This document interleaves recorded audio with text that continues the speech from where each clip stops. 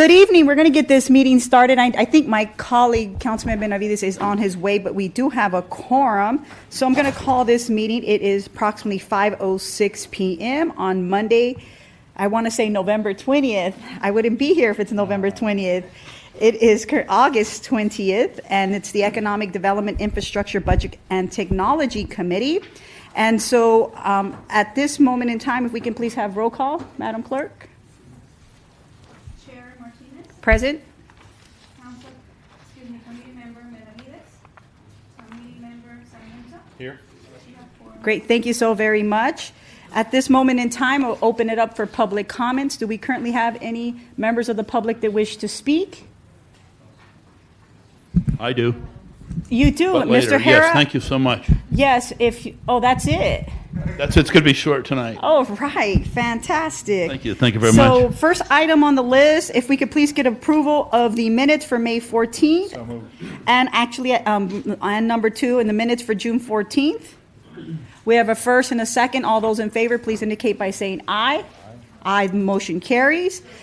The next item, actually Affordable Housing Funding Solutions, we are going to move that on into a next meeting, and we're going to move forward actually to number 5, because I know Councilman Benavides wanted to address number 4, and he is not here. So we're going to hold off on number 4 and number 7 until we have Councilman Benavides here, and that's probably him who's texting me that he's on his way. So we'll move forward with the Santa Ana Resident Vehicle Incentive Program.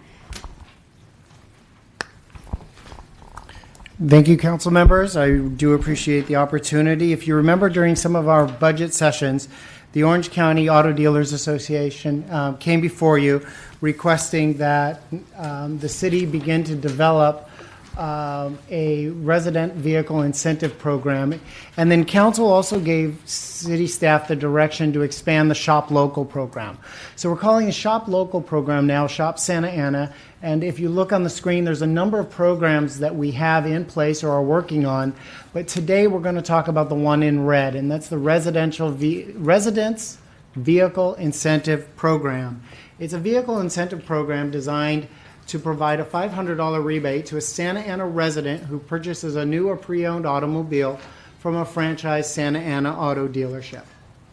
The VIP program becomes a new component of the city's Shop Santa Ana initiative by encouraging residents to continue to buy locally and thus hopefully spend that $500 in our local shops and restaurants locally.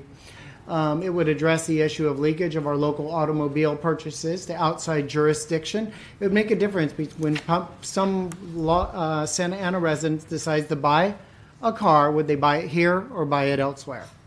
It also would increase in the number of vehicles purchased in Santa Ana dealerships by locals by bolstering the local economy. The purpose would provide an opportunity for expansion of the number of auto dealerships located within the city, and it would be a positive impact upon the number of jobs available locally, resulting in a net benefit to the community at large. The dealer would use the $500 rebate to augment the cash out of someone's pocket that was about to close the deal on a car purchase at a Santa Ana dealership. The dealer would then submit the city proof for sale documentation, request reimbursements. Let's say they do about 20 or 30 of these. They would do them in bulk and request the reimbursement from the city in bulk. And the city would reimburse the dealerships upon that proper documentation. There's a couple of things that we're going to have to look out in that proper documentation. And being that Santa Ana has kind of peculiar post office boundaries, we want to make sure that they were indeed Santa Ana residents and not an area of unincorporated area of outside of Santa Ana. One of the alternate options we're looking at is the appeal of issuing the check ourselves after the transaction and having the Santa Ana resident receive the $500 rebate on a Santa Ana check. So we're also exploring that as well, and we'd love some feedback on that a little later. And it would be effective upon voter approval of Measure X. Next slide. It would be for the purchase only. We're looking at having leases excluded. We're looking at franchise dealers only within the city boundaries. Dealers with existing city agreements would be excluded for participation. We're looking at budgeting $100,000 annually for the rebate, and then $25,000 budgeted for marketing or promotion. Next slide. These would be the participating dealers. One of the not listed dealers has a existing sales tax incentive with the city, and we would be excluding them. So the next slide, with the feedback that we received tonight and some of the feedback that the Auto Dealers Association may provide tonight in any recommended changes to what we've proposed, we would then bring it back to you wrapped up for a September 18th consideration by the full City Council. And then it would commence upon April 1st of 2019, and then have it extended for 5 years. Peter Whittingham is here in the audience today. He was going to be discussing some of the things about the program, the way we've designed it. Peter may also introduce some possible changes or requests within the program, and any changes that were agreed upon would be packaged up, incorporated into the September 18th consideration for the City Council. And with that, I would turn it back over to the chair. And I know there's a speaker that would like to approach the... Fantastic. We'll let the speaker speak and then bring it back to the council. On this item, if I could have Bruce, Hamlin, John, and then Peter. Thank you, Madam. Thank you, Madam Chair, council members. Peter Whittingham. I thought my voice was just that loud. Peter Whittingham on behalf of the Orange County Auto Dealers Association. One, I want to thank again the council for its prior direction to staff at 2 prior council meetings to look into a rebate program for auto sales for local residents as part of the sales tax, potential sales tax increase.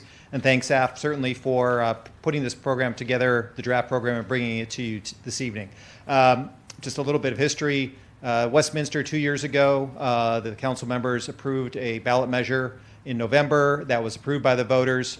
The Auto Dealers Association worked with the staff there to create a program similar to this that went into effect in April of 2017, and that program has been very successful so far.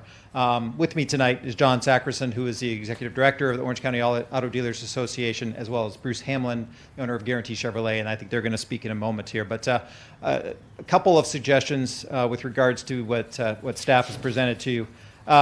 The length of the program. The Westminster program length was 8 years because that was when the length of the sales tax was going to sunset. So we would encourage the program to run the length of the sales tax, whether that is 20 years or what have you, et cetera. And obviously understanding that the current proposal is 1.5 cents for 10 years and then scaling down to 1 cent after that. We also we want to remind folks that the rebate goes to the resident, not to the dealer. The $500, what have you, is provided to the auto buyer or lessee, what have you, at the time of the purchase or lease, and then the rebate is subsequently provided to the dealer.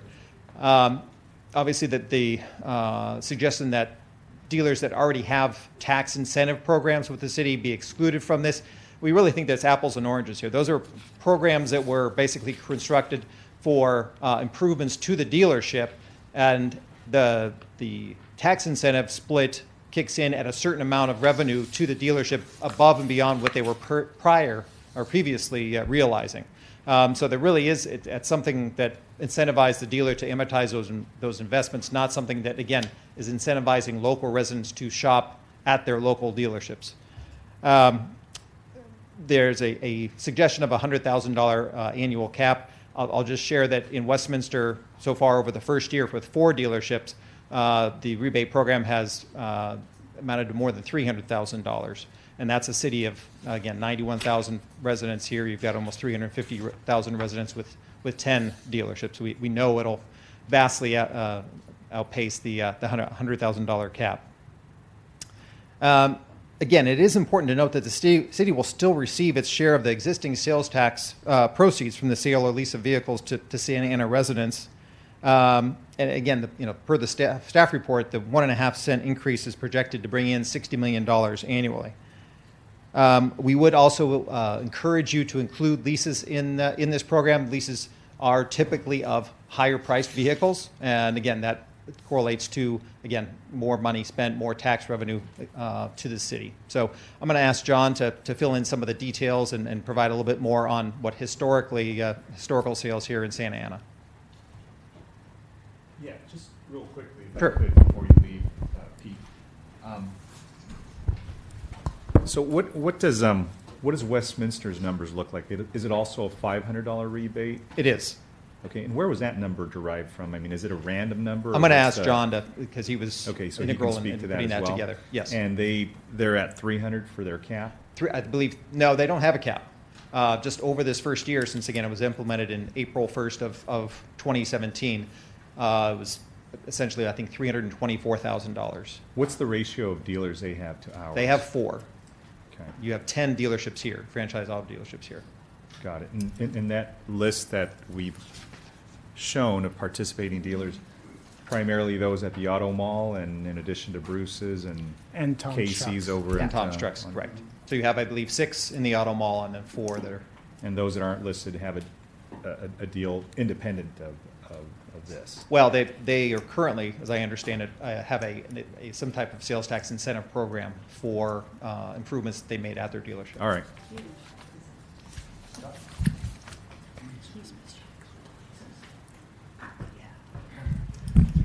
Good evening, John Sakerson with the Orange County Auto Dealers Association. And just to clarify a couple things from what Peter shared and some of the questions that you had, there are 10 dealerships in Santa Ana, and there's one that's not included on that list, and there's 2 that are actually merged together. Crevier BMW and Crevier Mini are 2 separate dealerships, so it's a total of 10.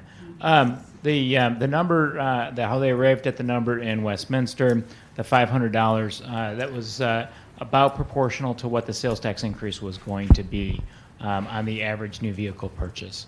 There's a wide difference between different brands that utilize this more because they sell more to their local residents. So there is a disparity. It's not apples to apples. I expect that Crevier BMW is not going to be utilizing as many rebates to this program as maybe the Honda store. That's what we've seen with the Lexus store in Westminster and the Honda store there.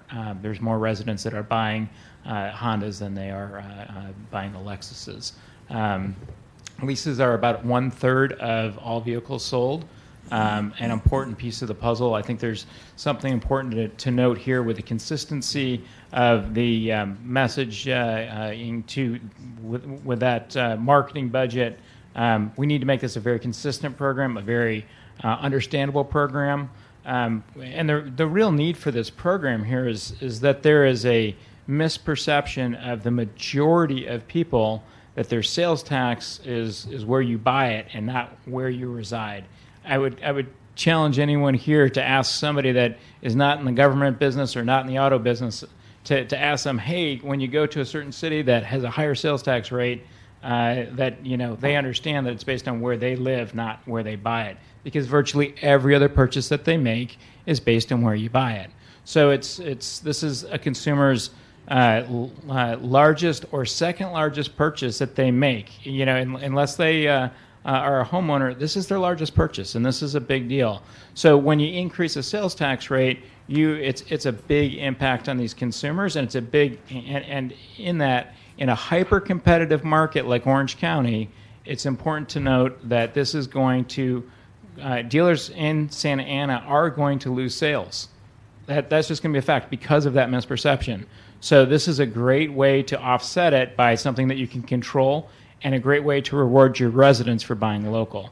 And as Peter stated, 100% of this goes to the residents of Santa Ana. Thank you. Great, thank you. So I do. we have one more. If I may, We have one more. Go if ahead. I may, Madam Chair, I do have a question for last speaker here with with regard to leases. The city of Westminster, are they offering leases, and is it at the same rate?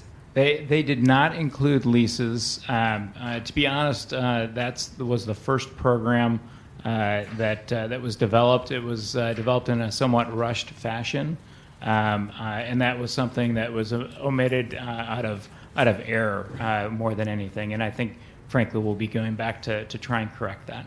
Besides, I know Westminster has been referenced, perhaps because it's a very recent and very similar type of situation. Are there other cities? There are other cities that are implementing, either have implemented or are seeking to implement these ballot measures, tax increase, in order to be able to provide revenue for the cities. Are there others that have been using this car purchase incentive that we can look at in addition to Westminster? I'm only familiar with the cities in Orange County. Yeah, right. Westminster was the first city to increase their sales tax as far as a city that has new vehicle dealers in it.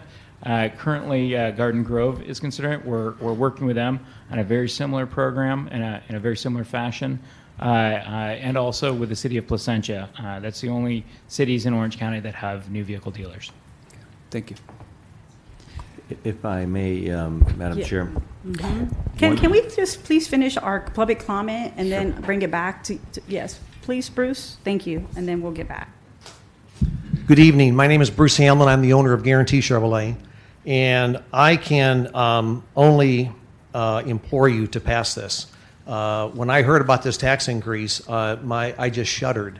The fact that, like John had said, most people understand or think that where you buy the product is what the sales tax that you're paying for. 33% of our car sales, both new and used, go to residents of Santa Ana. That means I sell 67% outside the state or the city. And right now we're doing about 20% of our sales are leases. And lease, the tax is based upon the base payment. So it's not based on the price of the car, it's based on the payment.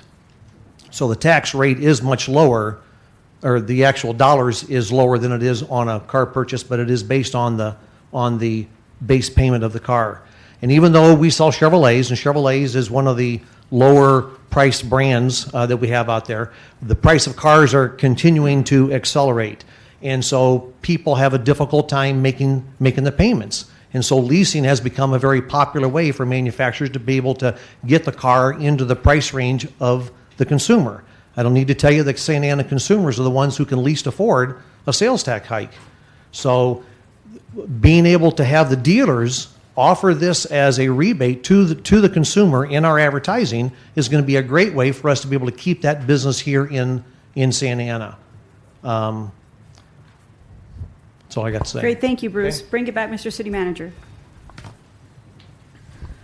So just like the last speaker mentioned, I think the lease situation is a little bit different. When you talk about the incentive, we really probably should not consider treating them all the same. If you consider a car that's worth about $30,000 and you're looking to purchase, 1.5% of that is $450. So that's what the city would get, and we would be offering a $500 incentive.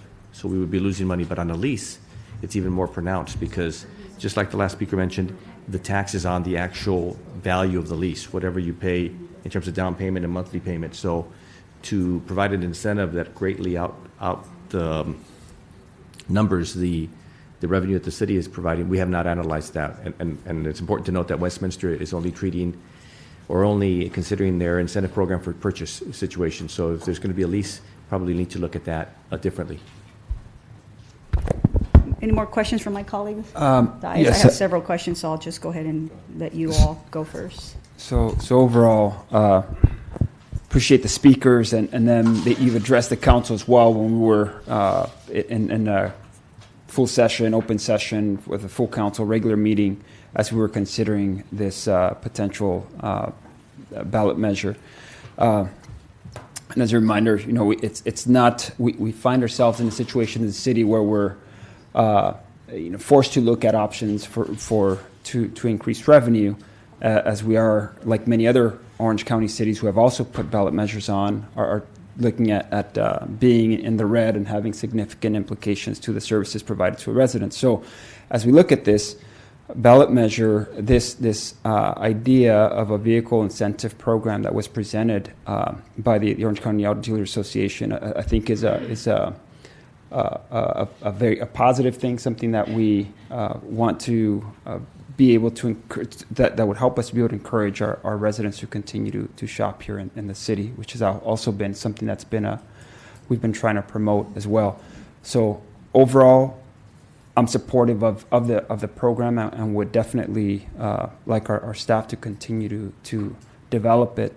I had some questions that also some of the speakers here raised. One was the cap. When I saw that presented, I thought that might be limit us and limit what we would be able to do to incentivize our residents. That the breakdown there is 200 vehicles over the course of a year, and I would hope and anticipate that we're selling more than 200 vehicles within the city at those 10 franchise dealers. So I would like for us to be able to reconsider a cap and the source of the funds. Do we know what source would it be? This additional, I imagine, some of the additional revenue that would be coming in by way of the tax measure should it pass? Yeah, so the source of the funds would be general fund. It'd come in as sales tax dollars. So on the front end, we'd need to work with the finance department to set up the account for it. As you know, sales tax dollars come in a quarter later, so we would stagger that. Similar to how Westminster did it, the sales tax, if approved by the voters, if Measure X were to be approved, would not be effective until April 1st of 2019. So that's when we would officially start the program. Okay. We wouldn't see the first payment for about a month and a half, and then everything is kind of retroactive thereafter. Okay. But we would work with our finance department to set up the accounts to make sure that there's sufficient funds in order to start making the payments to the dealerships immediately. Okay. So the cap is something that I would definitely, at 100,000, I think it's far too low. If there were to be a cap at all, frankly, I would like for us to look at and analyze removing the cap altogether. And if staff for some reason feels that there does need to be a cap, I would be interested in seeing a much higher cap and the rationale behind having a cap at all. The idea of leasing, one of our speakers brings up a good point in that as far as a number of residents here in our city and basically a number of cars going towards the leases. So again, at the end of the day, this would be to incentivize our residents to shop in the city, and a number of them being, looking at leases. I would encourage us to look at including leases as part of this program. The city manager make a good point that there are different thresholds, so I would anticipate and think that might be at a lesser level than a purchase. Perhaps half of what we're looking at as purchase, but we can look at that. But that was my thought, at about $250 potentially. The length of the program also something that I noticed on there, 8 years, I think is far too low. We're looking at this being an extended program. So I would want to look at us at a minimum 10-year and then revisit or potentially set up for extension, if not the full extent, the length of the program, the ballot measure, the length of the years that the ballot measure is proposing for this tax increase. And then the other, I had a question about this tax incentives. You mentioned that there or other dealers that are currently have some tax incentive in place, and my assumption is that it's not a similar purchase incentive for purchases that take place at the dealership. It's something else altogether, or do we already have a similar program? It is dissimilar. Okay. This is an incentive for your local residents to buy a car here. Okay. The other program is an incentive for the dealer to invest in their property. Okay. And it provides a mechanism for reimbursement or to recapture some of that investment when they modernize the facility. Okay. Which I do see as two different types of programs altogether. So I would say that we should apply this across the board, this vehicle purchase incentive program across the board, and treat these which they are, two completely different types of incentive programs, one for the dealer, one for the residents to shop in town. And those are my comments for now. Thank you. Councilman Sarmiento. Thank you, Madam Chair. And I think I agree with most of what my colleague said. I know that, trying to make sure that there's not the impact that we see on one of our anchor stakeholders has, and that doesn't get disrupted through our efforts. And nobody says this is a done deal. And I assume my question to staff is, this doesn't trigger unless the measure is adopted by the voters, right? So it's a condition precedent before any of this kicks in. So my question more is like the data that we have on our own residents and purchasers of vehicles. Do they purchase more new vehicles versus pre-owned? Do they lease more? Do we have that? I mean, so we can tailor it a little bit better for our town. Obviously, we're different than other cities in the county, other cities in the state. We could be really, maybe we could drill down on some of this to make sure that whatever program we do is really tailored to our demographic. Absolutely. I think the three gentlemen in the audience tonight will be able to provide us that insight of who their buyers are and provide us some data without it being a confidentiality issue, and we can kind of hone that down before it comes to the table.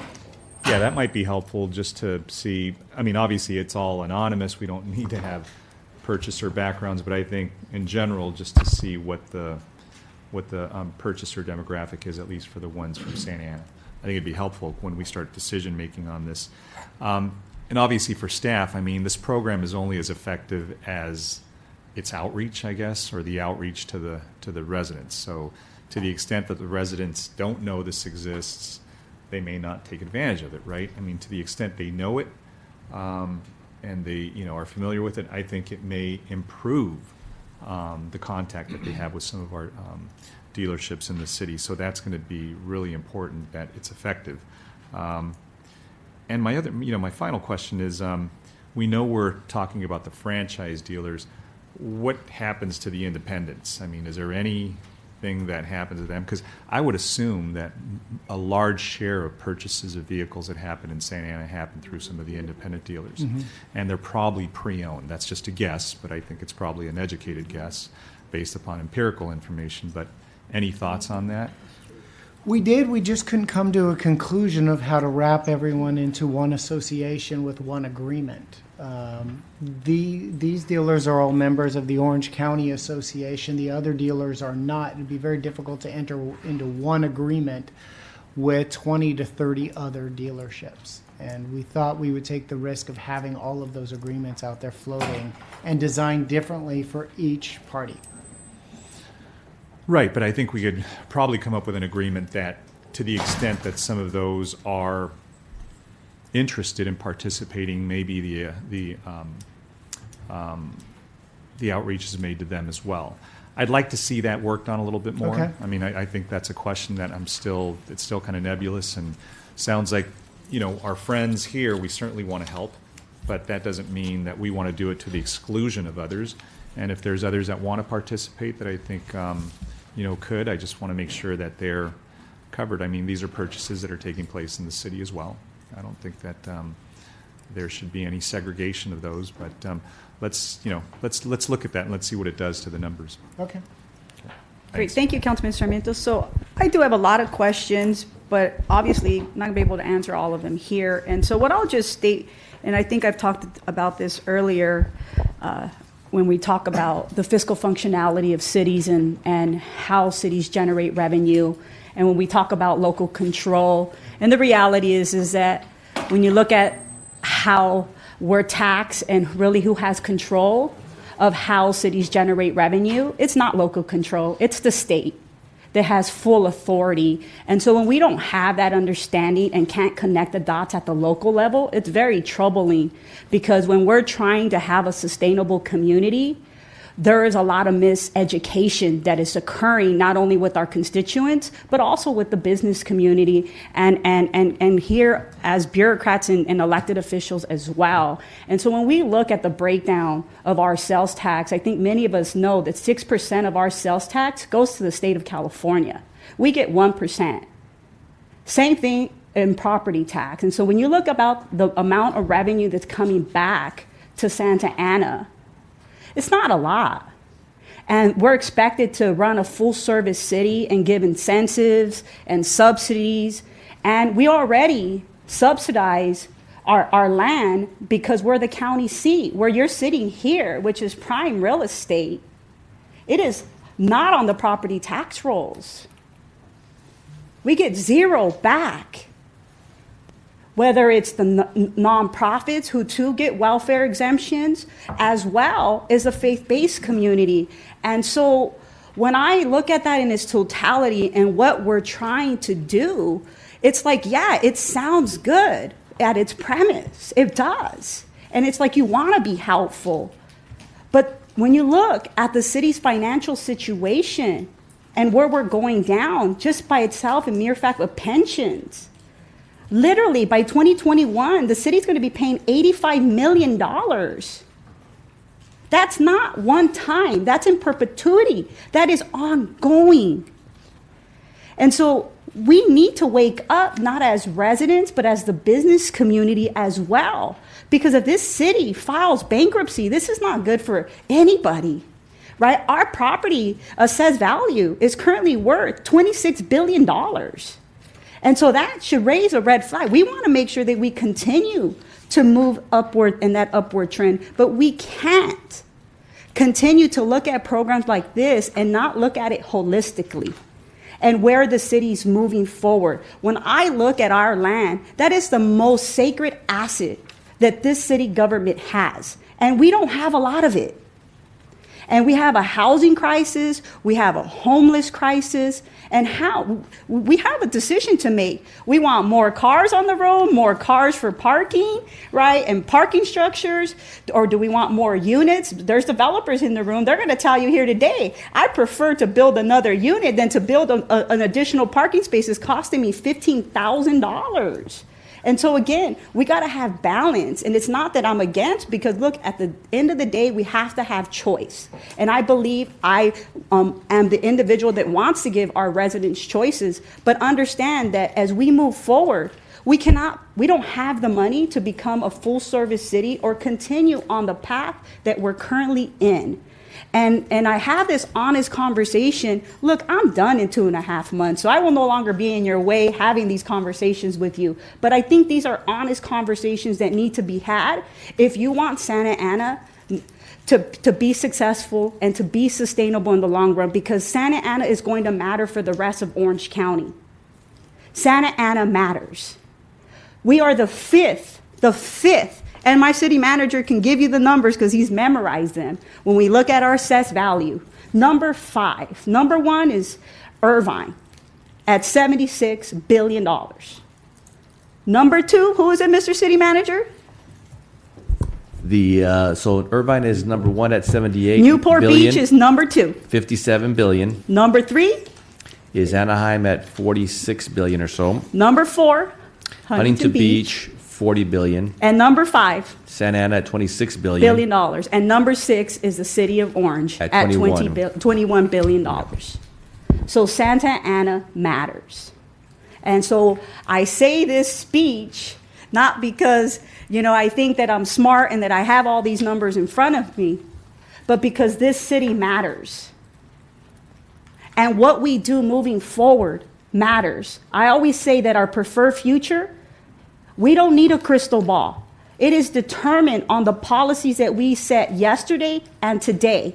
We will know where our community is at 5 years from today.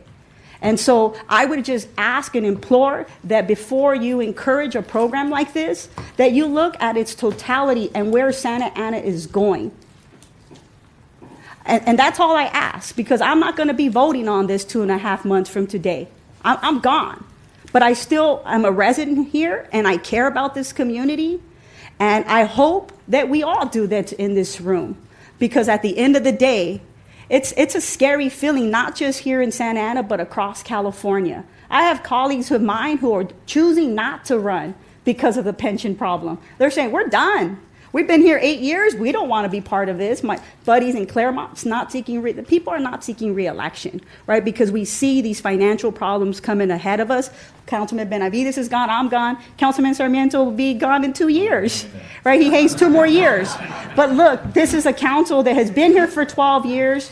We know what's coming, right? And so I just wanted to bring this to your guys' attention, not to say that I'm against any of this, but just to bring things into context. And so with that, I will give my questions and I'll list them and I'll give those to you, Stephen. I do have some questions if my colleagues do decide to move forward, looking at it and see how you can partner up with the MSRC, which is the mobile resource. I would hope that we would like to encourage, as we have a climate action plan, to support electrical vehicles, to support hybrid. You know, we all know that we're doing everything we possibly can in this city to promote that, but those that don't have access to electrical vehicles or hybrids are those people of color, right? We have very few people in this community that can afford electrical vehicles or hybrids, and those that do have those are more people that are more affluent. And so if we want to continue to encourage that, the city's been a leader and moving forward with, you know, making sure that our fleet isn't moving in that direction, but we should also encourage our residents,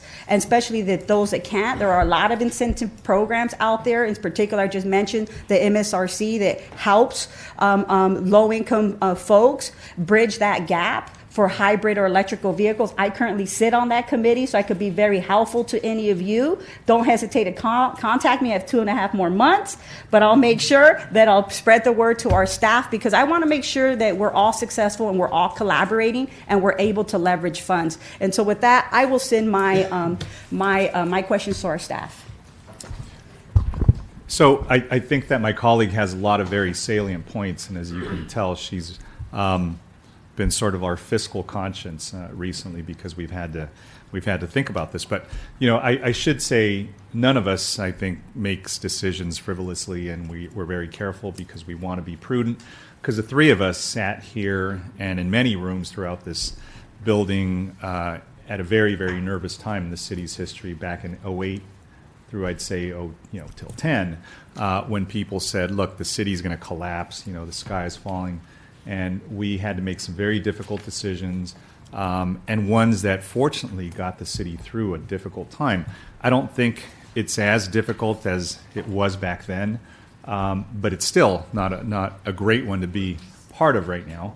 But I think that, you know, again, as cities develop and as cities evolve, as cities continue to grow, decisions are going to be made and tough moments are going to be faced.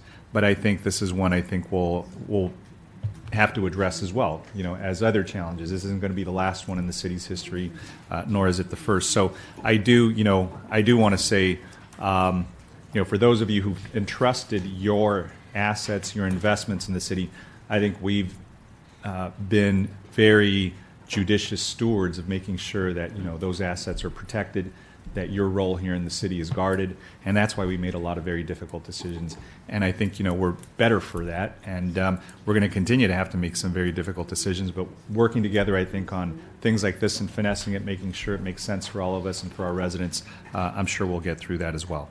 So, thank you. Councilman Sarmiento, and I guess for the rest of the public, we're going to continue a couple of items so we can go straight to number 7. I know we have other things that we have to go to, and I'm assuming you all, any of you eaten dinner? No. Right? Exactly. There's peanuts back there if you guys want some peanuts and chips. But so we are going to move and do a special meeting for the affordable housing, for the use of cannabis revenues, and then discussion consideration to amend city manager authority and public works contracts for a next meeting. And at this time, we're going to go on to the update of the Ymca Rfp, and I'm going to ask Mr. Mendoza to lead us. Thank you very much, committee members, chair, and council members. I want to give you a little background on the YMCA. It's been a topic for years, as we all know. It is a 44,468 square foot building. It's zoned Midtown specific plan. The property was purchased in the city in 1992. And as you know, we attempted to find we attempted to get married to St. Joseph's Health in 2014 to develop a wellness center. That didn't work out. We forwarded on to getting an appraisal in 2016. We worked to complete some of the abatement. I believe all of the asbestos abatement has been completed on the property. And then we issued the most recent RFQ. It was released in March 2018. Proposals were due on April 13th, and 4 proposals were received. The next steps are to recommend a preferred developer. But part of rating their proposals is is an opportunity for us to rate a physical proposal that they provide via a presentation to you tonight. And you have 4 groups that will be in front of you. They've been given 10 minutes each to provide a verbal presentation to you. They've supplemented that with a PowerPoint. And the raters are in the room, and we'll be rating this part of the evaluation. And then we'll be moving forward to a city council recommendation of the city council after this. We thank you for your patience with this. We know this is a little unusual, but we want to make sure we're running a transparent process, and we wanted to do it this way. The order of the presentations tonight will be from the Sound, Caribou Industries, Howard CDM, and Community Development Partners. Right now, I will introduce Mr. Brian Henney, the pastor of the Sound. Mr. Mendoza, if I can ask a couple of questions before Certainly. I present. One is, you said we have 4 presenters today. Does that include then all of the RFPs that were submitted and or that we're considering at this time? All of the proposals rated good enough to get into the room. So Okay. it is 100% of the people that have proposed. Okay. And then can you remind us what the process will be after tonight and timeline to the degree that you have? Tonight will give us our last physical score that we need on our rating sheets. We will tally those scores and then provide a recommendation to the city council after that. There may be follow-up questions that we have to go to the individual proposers based on the questions that we may field tonight. So I don't want to say it's 100% going to be before you in September. There may be follow-up. When they first provided their proposals, we had to follow up on their first proposals as well. So any gaps in the information provided today or the need to provide more of an apples and apples comparison based on tonight's discussion, we still want to leave that out there for us to accomplish for you in the event that you bring up any of those topics. So I'm hearing potentially September, no later than October then, Mr. Correct. City Manager? Okay. We want to have this done. We promised you to have this done this year, and we think we can do it. Thank you. Great, fantastic. Before we start with the first presentation, we do have one member of the public that wished to speak and would like to, actually 2, Amanda Aguilar and Lucy Santana, if you 2 are available.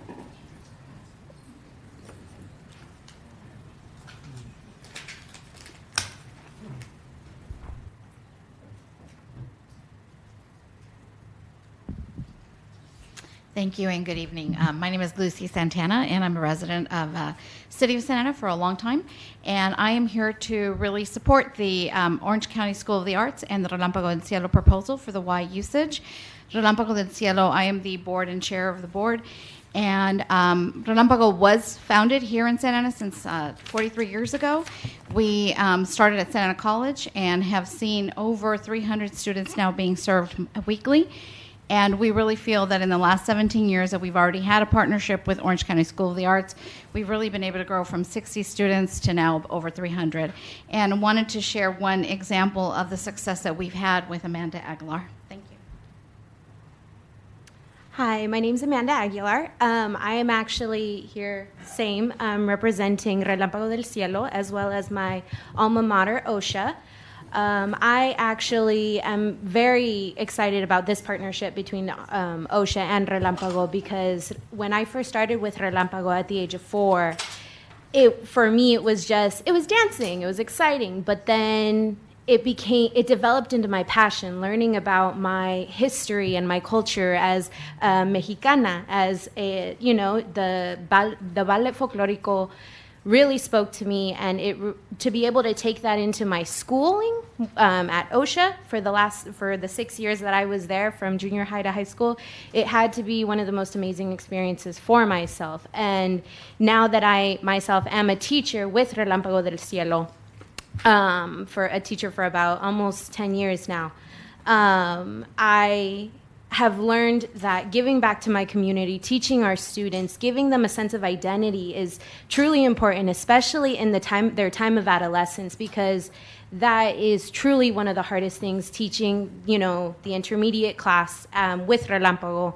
I've actually come across that, giving my students history lessons and understanding the idea of where their folklore is actually coming from. So that concludes.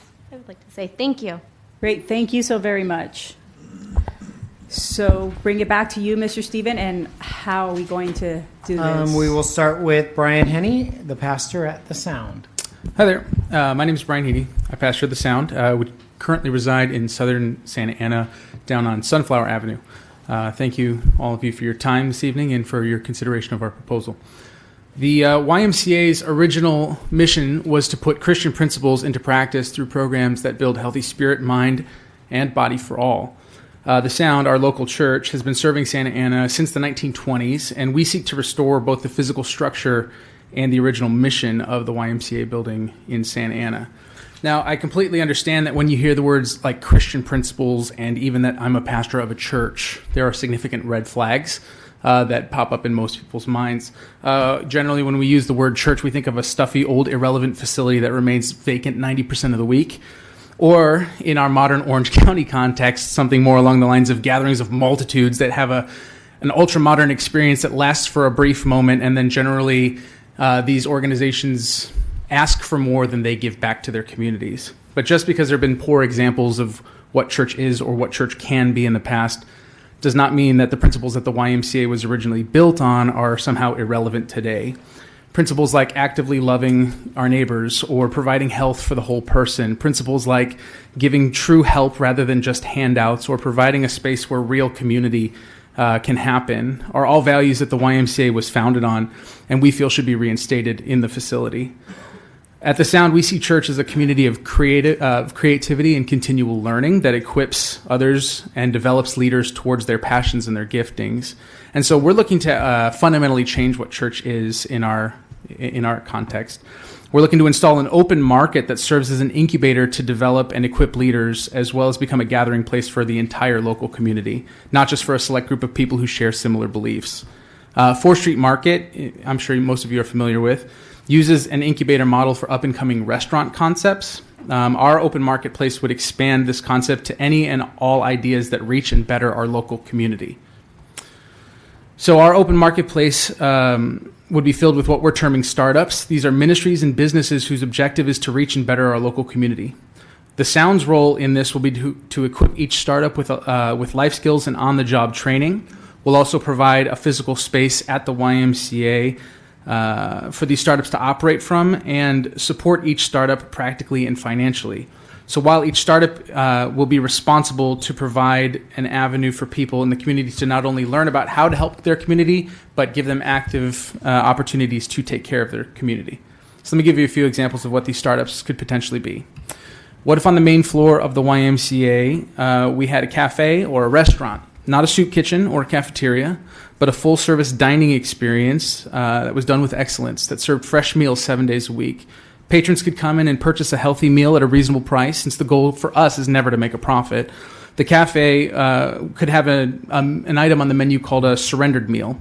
These surrendered meals could be purchased by customers and then given away throughout the week to anybody who comes in and has a need.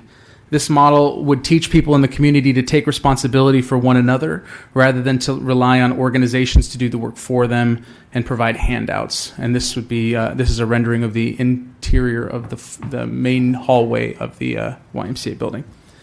What if we had a health center that provided much more than your typical gym? My executive pastor, Terry Miller, who's sitting here with me, has written a book and spoken internationally at conferences and conventions regarding how our spiritual, physical, emotional, mental, and relational well-beings are all completely interconnected. So here's a rendering of the outside where we would have a physical training gym area. And of course, physical training would play a large part in our health center, but what if we also provided nutrition classes, physical therapy, mental and emotional health services, again, driven by the community and for the community? What if we also had the second floor filled with what we're terming learning labs? These would be adult education classes on a variety of topics such as financial stewardship, family relationships, foster and adoptive parenting, and even the arts. We could hold classes on music, dance, painting, drawing, photography, and digital media. My background is actually not in any sort of ministry or seminary. I was actually an animator at Nickelodeon for most of my career until I became a pastor. And so I have a passion to drive arts and digital media. Each of these classes would be taught, again, by members of the community and open to the entire community. What if we housed a community garden and taught the community about homesteading? Or had a library of things where materials of goods could be exchanged freely? What if we opened a studio where local artists could come and create? What if we had a gallery where we could display this local art? What if we had a large state-of-the-art events hall that could house conferences and events? What if we had a co-working center where local entrepreneurs could rent a desk or an office or a cluster of offices and work from there? What if we had a kids zone, much like IKEA, where parents could drop their kids off for an hour or two while they attended a class in the learning labs, worked out in the health center, or simply met with their friends for a cup of coffee? As I've pitched this idea over the past 6 years, a great many people have wanted to get involved. Healthy Smiles of Orange County provides dental care for families. Local social services agencies that we've worked with over the years, particularly Faith in Motion, have all talked to us about teaching some of these community classes. The Santa Ana School Board, through Orrin Williams and Dr. Daniel Allen, have proposed partnering together with on-site, on-the-job internships and activities for high school students that are involved in certain programs. Even Toastmasters, which was founded in the basement of the YMCA in Santa Ana, could potentially return home and we could teach public speaking. The possibilities are really endless. All we need are people with specific passions whose desire is to reach and better their local communities, and a team of developers that can handle such a concept. So we went together putting a team. CM Partners, who's here with us today, has an extensive experience in due diligence, project management, and successful execution of strategy. They provided project management services for a variety of sites such as nonprofits, corporate and commercial offices, and even historic sites such as Grand Central Station in Los Angeles. Visioneering is a team of nationally licensed architects and contractors that value sustainable environments that engage their community. They provided services for nonprofits, educational facilities, community centers, commercial businesses, as well as faith-based organizations. Some of their projects include the restoration of a historic site that belongs to Oasis Church in Los Angeles. They also built Cross Point Church in North Carolina, which actually already doubles as a Boys and Girls Club. Which doubles as a YMCA during the week. And they recently did the Boys and Girls Club right here in Santa Ana. Visioneering is even moving their operations to downtown Santa Ana this fall, demonstrating that they're actively invested in the working of the city. I believe this team of the Sound, CM Partners, and Visioneering are more than capable of handling this project, the integration of the variety of different types of spaces, and the inherent requirements of it being a historical site. Financially, this is all going to be possible because we are currently selling our property, and the Sound is entering into a joint venture agreement with the developers that are developing the apartment complex on our current site. That is Legacy Partners. This joint venture is going to provide a constant and consistent stream of revenue for the church to use for general operations in this new model and the day-to-day maintenance of the building. And we expect that this development schedule would be somewhere between 24 and 36 months. So we would hope to have this community center opened as early as 2020. So though the YMCA has laid dormant for decades, the Sound is ready and willing to restore not only the physical structure, but the original mission and intent of this site. And as a central location in Orange County, we believe that this would be an ideal location to implement these variety of startups in order to reach and better the city of Santa Ana. So I think that's enough talking. Are we doing questions and answers? Great. We're going to listen to all of you first, and then at the end, if we have questions. Thank you all very much. Thank you for your consideration. Great presentation. Next. Next up is Mr. Mike Herrera, President of Caribou Industries. Before Mike gets to the microphone, what shows on Nickelodeon did you draw for? Mainly the X's. It was called The Family of Super Spies. It aired for 2 seasons. I think I've watched every one of those shows through my kids, so I just wanted to say thanks. More Bigfoot. I'm old school. I'm not really good with the All right. less tree, right? That's right.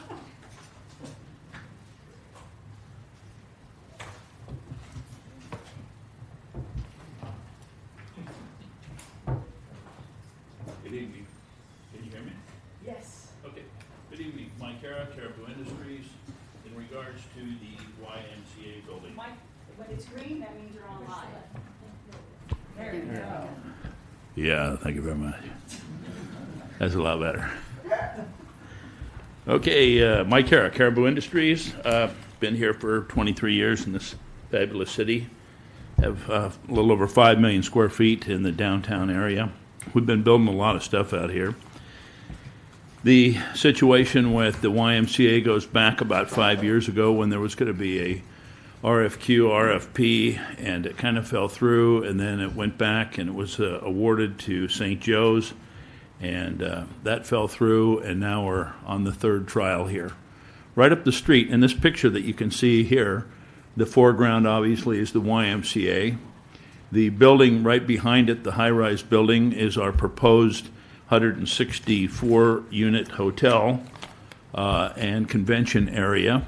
And then behind that is the One Broadway Plaza, which we've put the piles in the ground and we're starting the mat foundation in December. So to the right of the taller building that's in the middle is the parking structure. We designed and built that parking structure, I believe, in 2004. So we own the lot where the hotel would go. We own the parking structure behind the YMCA. The YMCA comes with no parking spaces, and we would secure the parking for the YMCA and the hotel. Along to the left side of the YMCA, there's a little side area there that you can see that has it's a breezeway, and it actually connects to the side of the YMCA and connects back to the hotel. Our intention is to operate the hotel. We don't have enough room on Broadway there to drop off and pick up people, so the porte-cochere that's in front of the YMCA would be where you can see all the cars parked there, and that's where people come in and they unload their baggage and everything. And then they would go down that side breezeway, which connects to the inside of the hotel lobby floor. And then to the right of that is the parking structure. So they would park later in the parking structure, walk right into the hotel, and they would come in and enter and exit the hotel through the main YMCA area. With that being said, the difference between our proposal is we're ready, willing, and able to bring that building up to speed.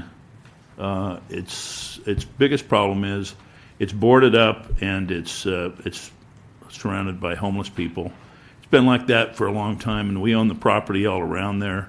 And we have to explain to people that we're trying to lease One Broadway what the story is with this building.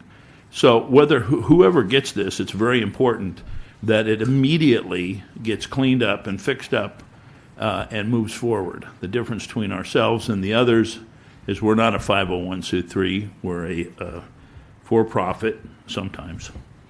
And we're looking at the first 180 days of this, which is in your books that I just gave you guys, of spending about $825,000 to do the entire exterior. That would be to paint it, to put in all new glass, to put in the doors, to light up the building, to light up the main entryway, to put new landscaping in, and to clean up the whole building and light it up so it looks equal to that of the old courthouse, which is across the street. That's all within 180 days of putting the things together. So, and then the entire project would take about 24 months. Also, in the book that you guys have, the book that's dated June 29th, it's to Stephen Mendoza. There's two sections in there that are tabbed in the blue. Sorry, I don't have this on a PowerPoint. And it shows the cost breakdown. So we're willing to, under the first tab, we're willing to show that we would donate to the city $500,000 in cash, and we would put in an additional $825,000 in restoring the exterior of the building immediately, as I just explained. a total of $1,325,000 within the first 180 days. And then thereafter, the second tabbed area that you guys have in the blue is a construction projection of completion. So it's 24 months after that. Total cost of the entire project is around $15,146,000 over a 24-month period. What we bring to this, and I heard earlier today from the members here and everything, that everybody's concern is how healthy is the city, and we should make money in the city and bring money to the city. This project, unlike the others, brings in property tax, which they would not pay. It would bring in retail tax, sales tax, bed tax for as long as the building is there, and bring that whole area to vibrant use. And our first floor, where the swimming pool is, there's a pool in the basement that is really an incredible old pool. We want to restore that and restore the entire fitness area down below and make that a fitness center for the general working public in the area, the employees of the city and the county, and go in there and at lunchtime and stuff, or after work, they can go work out. The first floor is the main reception for the hotel, and we'd have art exhibits and we'd have different things daily in there to show different projects that are going in the city. And we'd also have like Fusion suites that we'd rent out on a daily basis that would take and help the people that would be attorneys or people that are in town to go to the courthouses and stuff. So there's income through all of that as well. We have been working on this for quite some time. We have probably 2/3 set of working drawings for the hotel, which is behind that on 803, 809, the property behind it. And as you can see in this picture, right behind the YMCA is the parking structure. That was also a DDA, I believe, in 2004, and a joint venture with the city, which has been very successful since that date. And it picks up the slack of the negative parking within the area. So I don't want to take a lot of time. I'm just saying that we want to go in and we want to make sure that this, within the first 180 days, looks completely restored. It's lit up. It's landscaped. And the landscaping's lit up. And then we go back in, complete the rest of the building within 24 months. Total investment around $15 million. We're willing to give the city $500,000 cash as a donation, plus invest on that first phase of $875,000. And we would like to really clean up the area and make that go immediately, because we are really kind of getting tired of owning all that property around there, and especially with the Orange County High School of the Arts, I'm sure they are as well, with the homeless people staying there and living there and all that. And it is the focal point of the entire city, the downtown area, and we've been talking about this now with the city for 6 years, and it still sits there. And I don't know how long the city's owned it, 20 years? Something like that, and it's still sitting there. So it's a time that the city starts getting revenue off of this, gets generated income, works and makes the hotel work on the backside, keys in the entire area, and brings in generated tax dollars. That's the story. Fantastic. Thank you, Mr. Herrera. Next, Stephen. Thank you, Madam Chair. The next is Howard, CDM, with Mr. Martin Howard, Steve Phillips, and Jennifer Lee.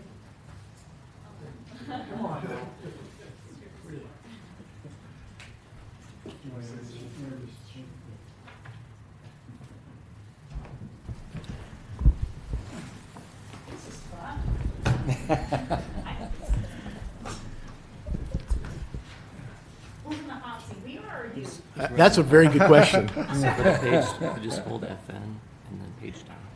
To do what? It's a power. Just hold FN and page down.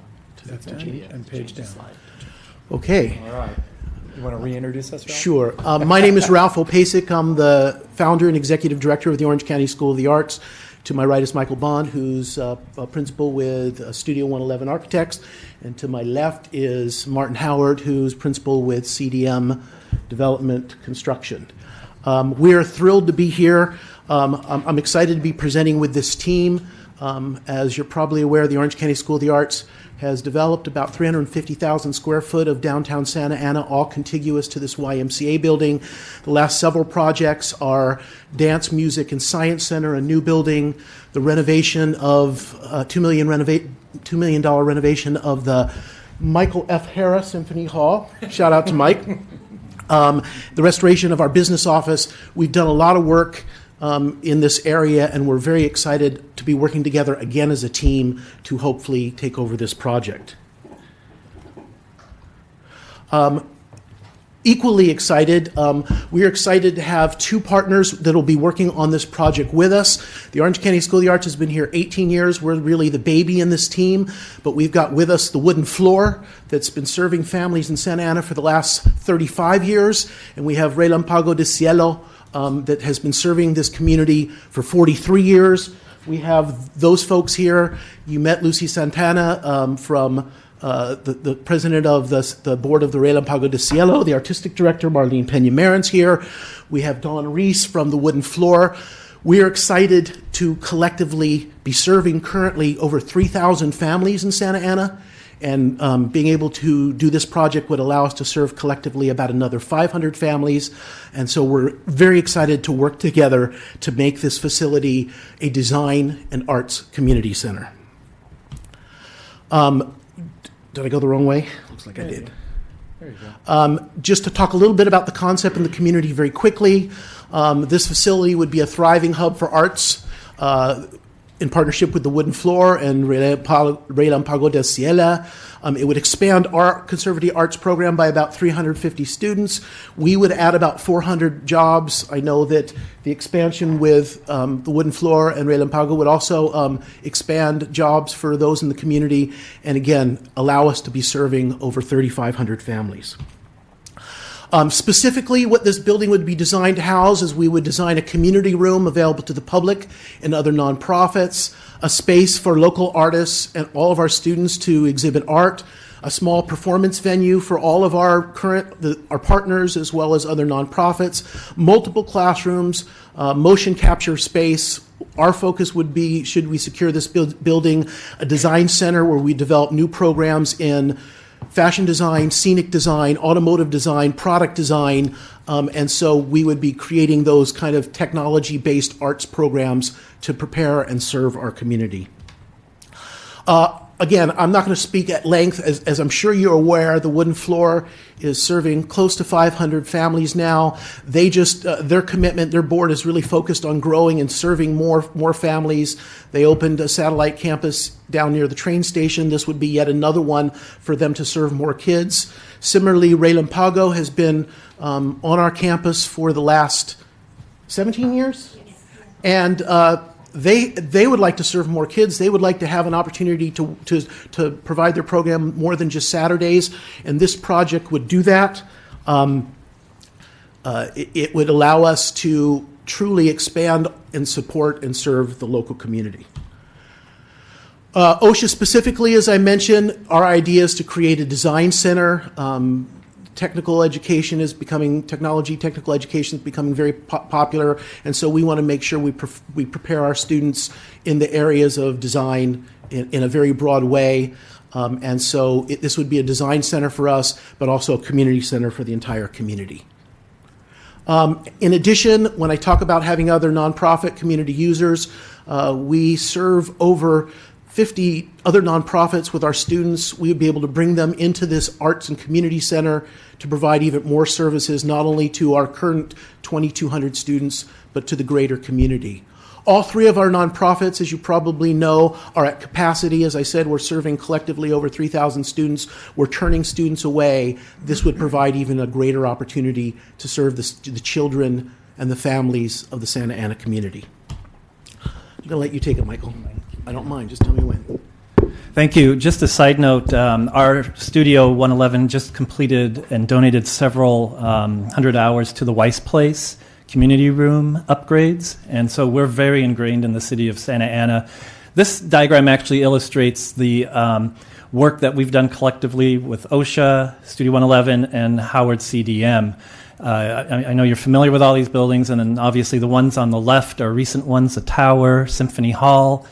and then the San Gabriel Valley Arts School, which recently opened up and is extremely successful. Our concept for this is threefold. One is to really restore the building to its historic grandeur that it once had. The second is to set it in a very beautiful landscape setting, and with landscaping trees, and to really define a great setting for the building to be in. And then third, to create a place for students and the community to congregate. And these precedent images illustrate those goals very clearly. The basement plan, in terms of program, we see a large community room that would serve nonprofits within Santa Ana and at large. There's a recital room that would also be available for the community. There's also a series of classrooms that would support students' learning experiences.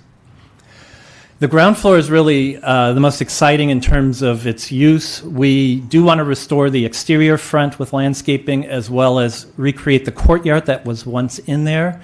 The ground floor will be activated with a foundation where 15 members would provide eyes on the street and the development itself. We do have a ground floor gallery that would be open to the community at large.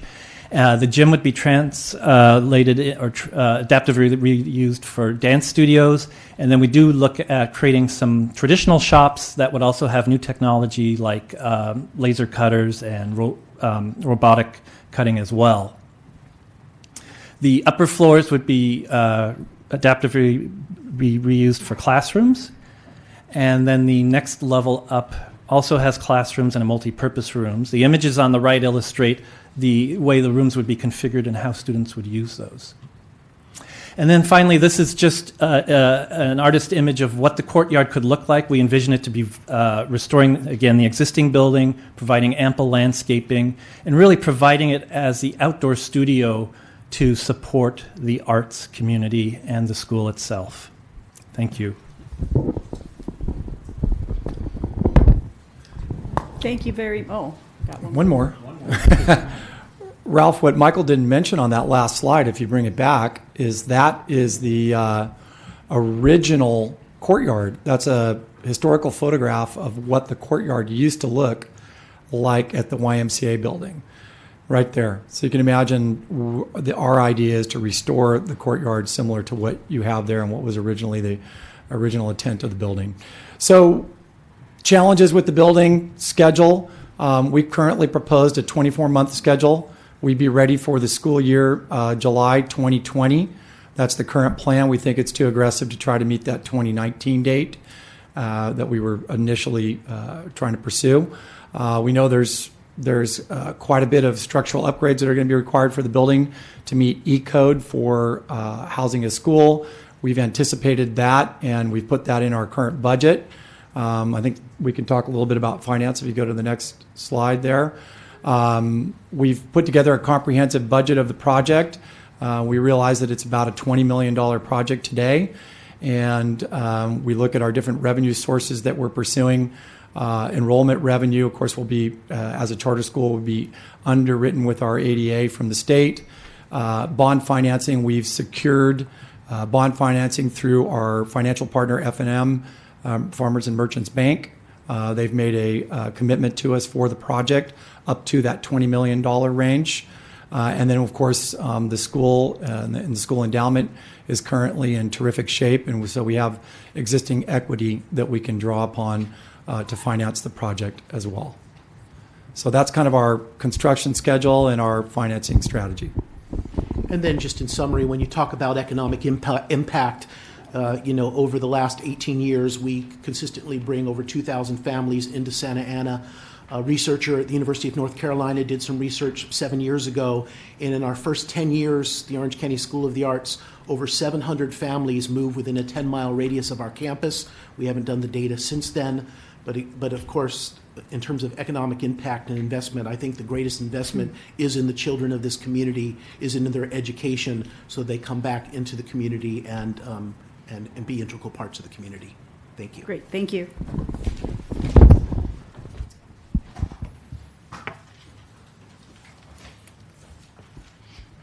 The last presentation will be given by Community Development Partners, Mr. Eric Payne and Kyle Payne, CEO and President.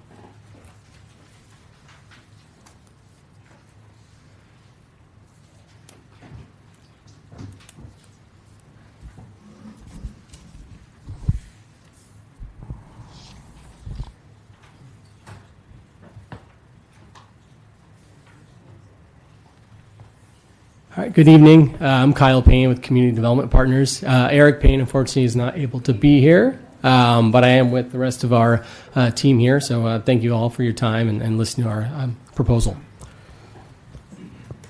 So we're here to talk about the YMCA building. The YMCA building renovation and reuse.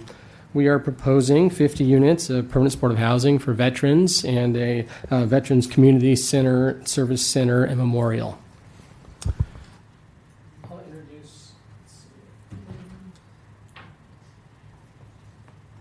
So let me introduce the team here. As I mentioned, I'm Kyle Payne with Community Development Partners. We're an affordable... Oh, there you go. Thank you. We're an affordable housing development company. Founded in 2012. We're based in Newport Beach, California. We focus on affordable housing for low-income seniors, families, homeless, and veterans.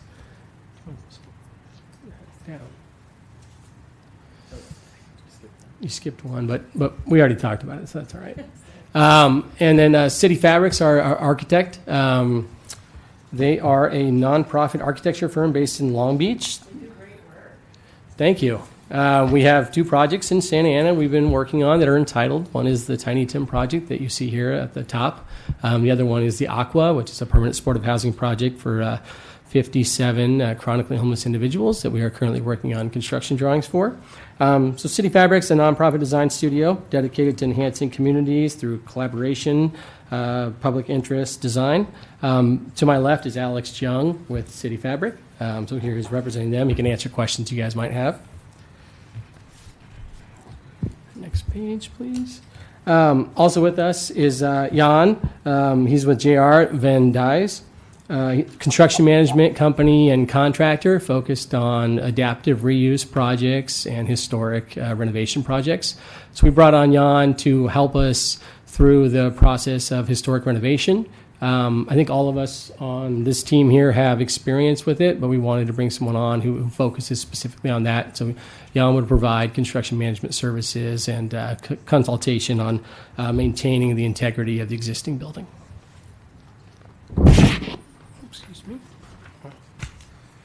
And then Mercy House. Linda Wilson here to my right. Mercy House probably needs very little introduction in the city of Santa Ana. They've been here for 30 years, providing services and housing for the most vulnerable populations, including chronically homeless and homeless veterans. We have multiple projects with Mercy House, one of which is here in Santa Ana called The Orchard. The Tiny Tim project I mentioned and the Aqua project I mentioned, both are with Mercy House as well. This page, although very hard to see here up on the slides, is kind of an example of some of the relevant projects experience we have here as a team. Starting from the top left there, it's adaptive reuse projects, historic preservation, similar project sizes that we've done, sustainable practices that are included in most of our projects, locality of our projects. As I mentioned, we're based in Newport Beach. We have a handful of projects here in Santa Ana specifically, and other projects throughout the Orange County and Southern California area. And projects that have supportive housing components to it. The Orchard project here in Santa Ana is the largest permanent supportive housing project in Orange County that we opened, finished construction and lease up in the end of January 2018. Partnered with Mercy House there, who provides our wraparound case management services. The majority of the residents there are from the Civic Center specifically.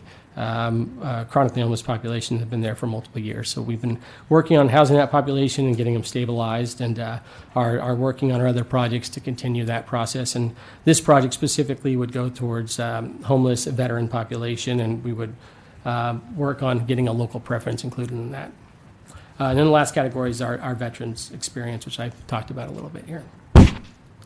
Keep doing that, excuse me. So on to our proposed development. We've dubbed it the Veterans Hall. So the Santa Ana YMCA is obviously an iconic architectural landmark. Our goal is to kind of breathe a new life into it as the Veterans Hall, providing both necessary and well-deserved space for our veterans among the other civic, cultural, and social landmarks at the heart of Santa Ana. So really trying to bring the idea of honoring our veterans front and center into the city of Santa Ana, into the Civic Center area. By providing a consolidated veteran service center, social hall, and permanent supportive housing for homeless veterans, this institution will honor their commitment to our nation while building a stronger connections between our veterans community and the broader Santa Ana community. So a little more on the actual proposal. So on the ground floor, we would create a veteran service and wellness center to provide connections to multiple providers in a single location, services for both our units up above, the permanent supportive housing units, and then the broader community, a veterans intake center where the homeless veterans can be brought in and provided assessment for, and then also provided services and direction to other third-party community operators. Social space and programming, we'd partner with veteran service organizations. As I mentioned, we have experience serving the veteran population, most specifically a project called the Cove in Newport Beach, which has 6 units for chronically homeless veterans that we partnered with Mercy House on. So we've been working with veterans pretty actively over the 5 years it's taken to get that project completed. And then also we want to integrate a memorial and historic elements of both the building and then a memorial to veterans, again, making it front and center in the Santa Ana Civic Center. On the upper floor is where you'd find the permanent supportive housing component, 50 studio apartments with individual kitchens and baths. We found it very beneficial to have the the kitchen bath component and not propose an SRO type model, but one that you can kind of build independency as you become stabilized, coming from off the streets as homeless, and can grow into your unit a little bit more. We've seen that very helpful at our project, the Orchard. Laundry facilities, common space, exclusive for the residents up top. And then down below, there'd be the shared access use for our residents, for their social services, case managers. And then also that would promote more interaction with those coming off the streets who are homeless and trying to better integrate them back into the broader society by having them part of the open social hall and other veterans programs. This slide is a little hard to read, but it does break down our proposed schedule, development schedule. There is a, based on the previous comments we heard, sounds like the timing would be a little quicker for potentially a DDA negotiation and selection of a group. So this timeline could be pushed up a little bit. But the short and skinny of it is really just starting construction in March of 2020 and finishing beginning of 2021. If we push that back a few months, if an award or selection of the applicant here was in end of 2018, we could probably get construction done at the end of 2020.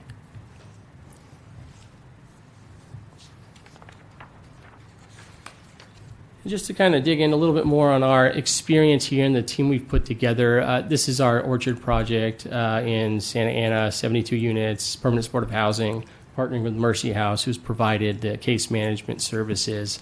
We have Section 8 rental assistance in all 71 of the 72 units, and wraparound services provided by Mercy House. Project's been operating very well and, has housed the majority of the tenants there from the Civic Center specifically, who've been homeless for multiple years. This is the Cove project in Newport Beach. Mercy House and community development partners partnered on this, rehabbed an existing dilapidated, underutilized apartment community in Newport Beach. Definitely got a fair share of the NIMBYism training here, so that was a good experience, but we're able to push through with the help of the city of Newport Beach, and we have 6 units for chronically homeless veterans, and I think we're actually housing 8 units to formerly homeless veterans. And used a multitude of different financing layers here. CDP kind of brings to the table our ability to find tax credit financing and leverage that financing with state, local, and federal sources to make the city's dollar go farther. And that's kind of what we bring to the table here and what our specialty is. Yes. All right, running short. So real quickly, I'll burn through these. The JR Van Dyes, this is their arts building, adaptive reuse project, historic building that they converted into a educational institution in Long Beach. Ronald McDonald House, another example of a project in Long Beach they worked on, converting an existing apartment that was run down into short-term housing for families in need. And Villages at Cabrillo, the City Fabrics deal. And the next one is City Fabric deal, Veterans Project, and campaigns in Riverside. Any questions?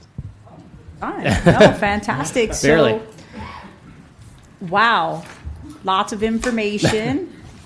So I'm going to make a suggestion on how we do this. So obviously we've heard from each of the potential applicants that submitted for the RFP.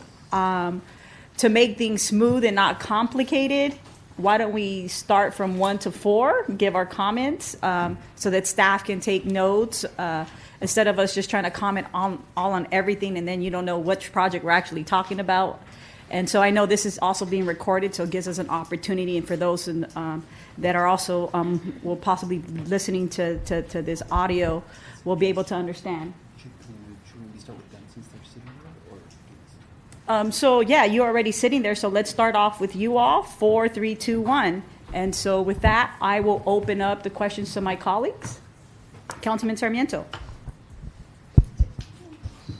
Thank you, Madam Chair. And so we have an easy decision, right? I mean, we have a Veterans Hall that serves our vets and our homeless community. We have a school that serves children, and a church for faith gathering and worship gathering, and an economic driver. So easy, right? Let me start off with a trivia question. Do you guys know who the architect was for the old YMCA? So I really wish our head architect was here, Brian with City Fabric. So I do not know. So his name is Frederick Ely. Frederick Ely is the same guy who designed the Ebell Club. He designed the old Santa Ana High School, which was a polytechnic school. And he also designed the Borchard House. So you know who's living in the Borchard House now? This guy. Well, so that's the only reason why I know that trivia, but something good to know. So if you look at those sunburst windows, that's what they all have in common. So, but anyways. So listen, thank you all, and thank you for your presentation. As you know, the three of us sat here, I think, maybe 6 years ago, and we had assets in the city that the city owned, and this was one of those. And we thought, we have plenty of time to make this work. We've got 6 years together, and we're gonna, try to develop those sites that were dormant and obviously decaying and blighted, and we thought it was going to be a simple thing. I think we gave ourselves a 1-year time period to get everything done. Lo and behold, it's 6 years later, and things didn't work out the way we expected. But this is obviously something that's very important to the city. It's one of those assets that's not just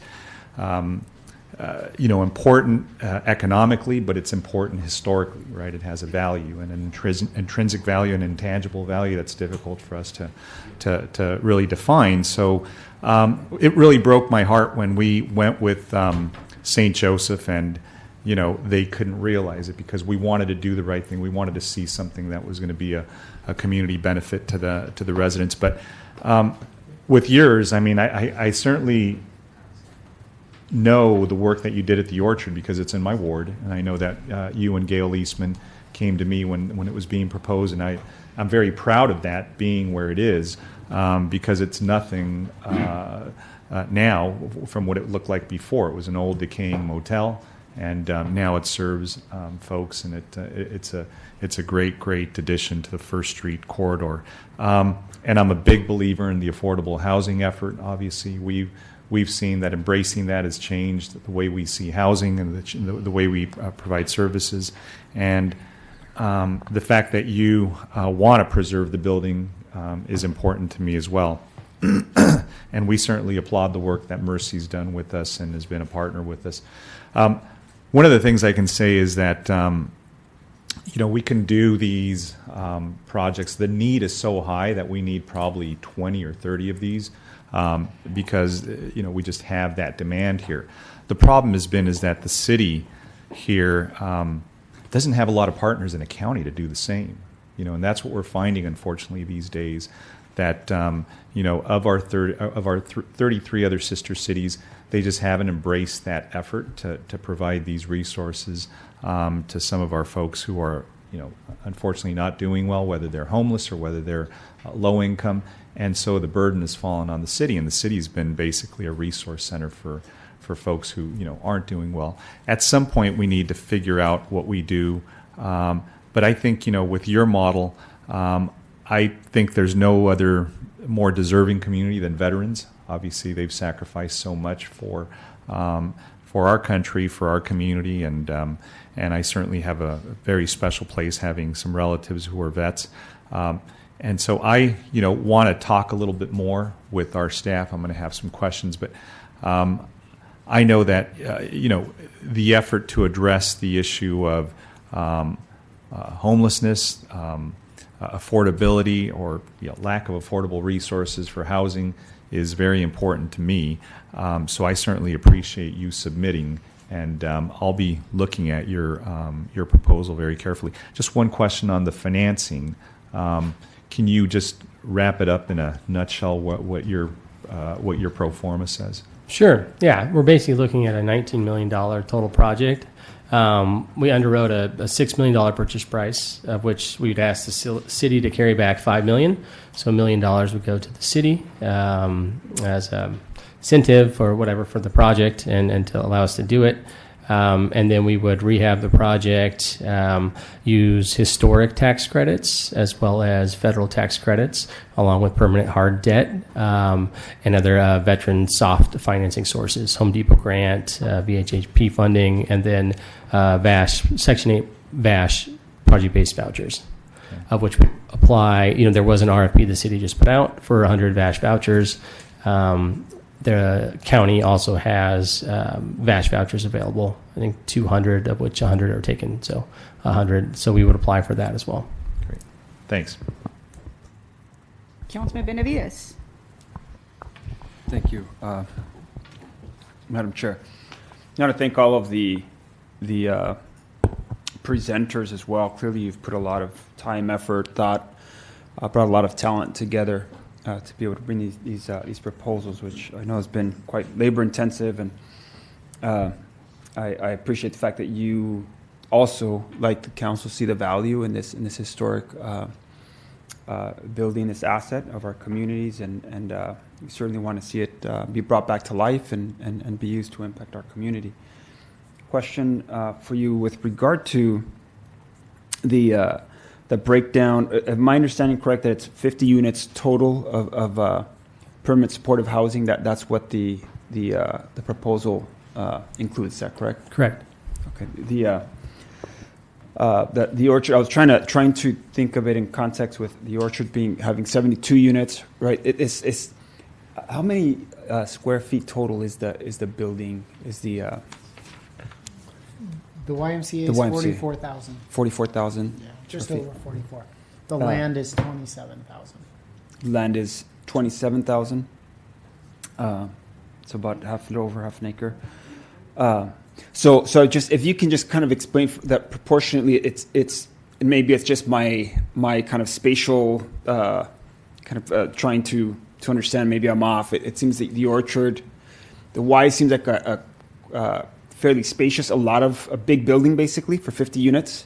So I'm wondering if what other types of either resources or uses. It sounds like all of the housing will be on one floor, if I'm understanding. Two floors. The top two floors. Yeah. Okay. So the bottom floor would maintain more of a social and community center geared towards veterans.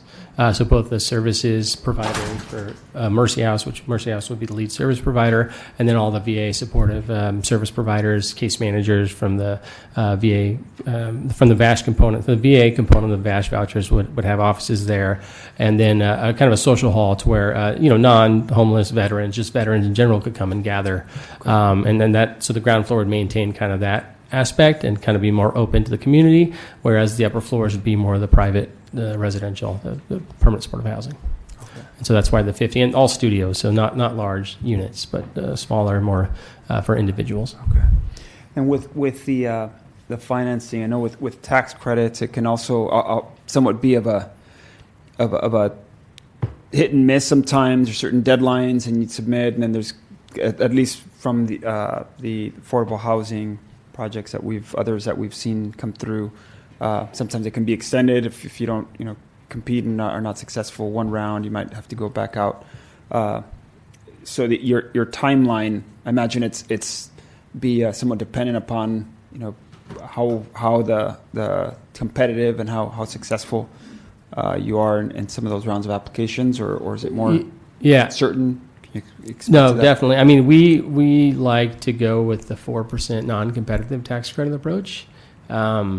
It's less tax credits, but it often makes you more competitive. For example, with the VHHP program, which is the Veterans Housing and Homeless Prevention Program run by HCD and Calvet, you're more competitive if you go with the 4% route because it's non-competitive, so it counts as a committed source. So we like to go that route. With this structure that we have where there's a land seller carryback, being the city seller carryback, the historic tax credit component, and then coupled with 4% and then hard debt and the VASH vouchers, which allows you to get your rental revenue up higher than your normal LIHTC, low-income housing tax credit rents.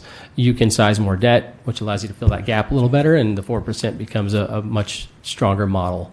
And so in this case, we're in a QCT DDA, we get a bump in our tax credits. I think that 4% model would be a good approach, equivalently good approach to avoid the competitiveness of the 9%.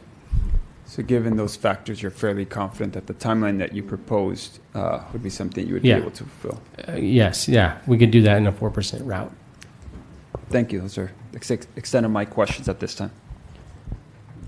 So I'm going to try to put it all into one. Hopefully we get in, and hopefully my colleagues indulge me, and maybe they'll say, Michelle has the best plan ever to move us forward and make everybody happy, right? So one, I want to thank all of you for being here. And, I think you heard my speech earlier. You're probably like, she's going to be a no to everything, right? But that's not the case. When I look at, how do you quantify education, arts, and culture? It's very hard. We have this myth about measurement. And when you look at a public good and public value, you can't measure, the faith-based community. You can't measure, education, arts, and culture. Even though we try to measure these things, even in government, we try to measure, right, because we want a return on our investment. I get that. But when we're looking at, social programs, it's very difficult. And I know my colleague Vince talks about that all the time. And as I look about, the measurement, and I see, where we're moving forward as a city, is that I think we have all an opportunity here. The four of you that have applied, you could become the dream team to build this YMCA together. I'm going to call you the dream team. You got Mike Big Herrera back there, right? The big gun, that you can work with him to aggregate his property because he owns half that area there, right? How do you work with that big guy? Right?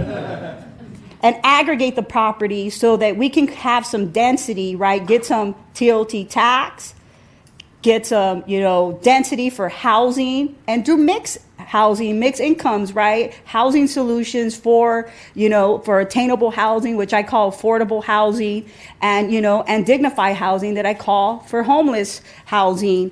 And then you look at our arts and culture and education. I believe that if we could work with a big guy like that and aggregate some of his property and use the YMCA as the carrot, right, to get Mike to bite, you may all be able to work and get everything that you all just said. Because at the end of the day, the city is kind of constrained as it pertains, as I talked about earlier, about, the finances and wanting to make sure. And I'm going to ask our staff, when I look at value per acre, right, I to me, that comes just obvious is that what some of you are currently building, we're not, when you look at it, it's like, okay, well, what is the city going to get back in return? Obviously, you all talked about jobs and, helping get people off the street and providing, that social benefit in regards to arts and culture. We just talked about that this is one of our key assets. We have a streetcar coming. What we're trying to do here in this downtown, the downtown is our golden goose. It is our golden goose. when you talk about property tax, more so than sales tax. When you look at value per acre, it's tenfold anywhere else. So it is the golden goose. And so you have to look at it that way. And what can we do to create the density to generate the revenue that we need to help sustain the city? And more importantly, give the residents the opportunity. And what I didn't hear, is that the community engagement, obviously the council asked the staff to come out, but here's a perfect opportunity because you all have come up with some amazing ideas about doing a process before plan. What if the city staff and my colleagues contemplated and said, hey, we're going to go into the DDA with all of you as a partner. We're going to ask you to go out to the community and do a process before plan because you all have great ideas. But what if you share those plans out there and hire local people to go and engage the community and have them vote on some projects that are very key and making sure that it's socially, economically, and environmentally responsible? Because that's what you all talked about, right? And how do you package all of that up so that, because I don't think, my colleagues are going to be conflicted here because all the stuff that you all are doing is so important. But also, our heart, you're pulling to our heart, but also from a technical aspect, our brain, we're like, man, we need the revenue. We've said it all along that when we looked at that site, we wanted to make sure that we had a hotel. We've been begging for a hotel here in our downtown. We have so many people coming, and guess where they're staying? They're not staying here overnight. They're staying elsewhere. We want them to stay in our downtown. We have a streetcar coming. We're the only downtown in Orange County. We have to look at our land as a precious commodity, right? And not give it up for free, right? Because Santa Ana already has over 5,677 properties that are not on the tax rolls. That's a lot. And we only have 56,000, of those, right? So let's make sure that we can work together instead of just saying, well, this is my team, that's his team. I believe that you all can come together. There's enough opportunity there, but you need that big guy back there because he owns a parking lot. He owns not only the parking structure. And so if he are able to aggregate his property, you can create a bigger development and put everything that you all just talked about right there and create an anchor not only of economic opportunity, but of social and cultural opportunity that our residents have been asking for. But I think they too should be able to opine and even ask and say, hey, is this the direction we want to go? Is this a community garden? Do we want veterans housing? You know what? Do we want different forms of attainable housing, mixed incomes, social enterprises, shared office space? I'm going to tell you that they're going to say yes. But one thing that we do wrong as government sometimes is that we kind of come out in the front and want to do an RFP and we're very specific, right? And we're very prescriptive. And that kind of turns the community off because it's like, well, you council already made a decision of what you want. Now you're just having the developer go check the box that they went and they did 3 community meetings, right? And so I think it's important for us to go out there and listen and actively listen to what those needs are because I think our community is in alignment with you, but you need co-authorship. Right? Because we don't have the time or energy to be here for another 12, 24, 4, 5, 6 years as we have been. And so I believe that there is opportunity. Obviously, there's no decisions going to be made here, but I do think that you do have an opportunity. You can be a dream team and meet the needs of this entire council because if you all can come together, trust me, you will get, I'm going to say this, possibly a unanimous vote. And I can't speak for them, but based on everything that you all just shared here, this is like a dream come true. But obviously, if we go the traditional route, we could only choose one.